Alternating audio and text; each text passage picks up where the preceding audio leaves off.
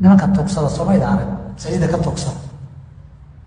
qaar badan baa shaqo iyo xirfado yaqaan ninba maalin masaajid anoo jooga buu ka istaagayo safar baan nahay sahaydaa naga go'day laba dumar banaanka u taagan baska Mombasa inaan raacnaan rabnaa noori noo ururiyo wala ururiyo bil kadib masaajid anoo tukiyey buu agteeda istaagay buu intii ku celiyey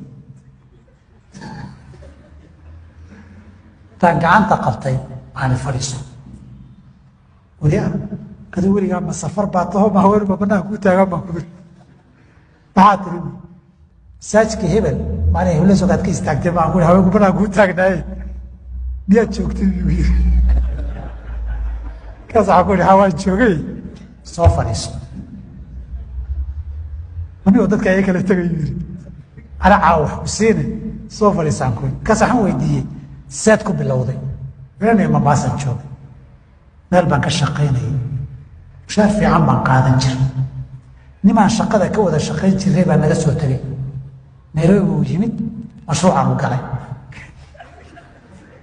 maalintii dambu ii yimid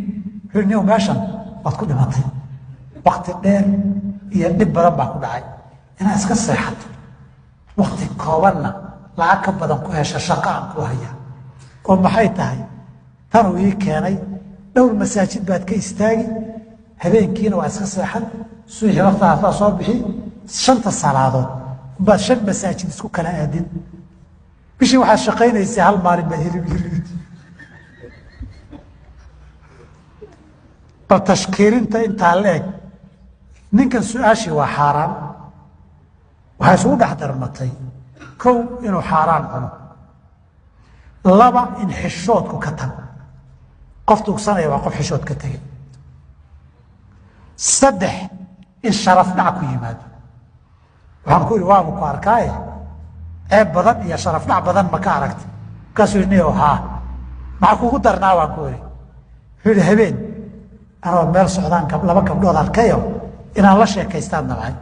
waxaa sheekadii markaan wadnay mid intay saa i fiirisay allah ogtay waa kii masaajid ka tuugsanayay tiri alla ruuxay naga tag maxaan dad la hadlay dhahay markii dambe gabar dambe waan la hadli waayay hadda Allah kii tuugsanayay way marka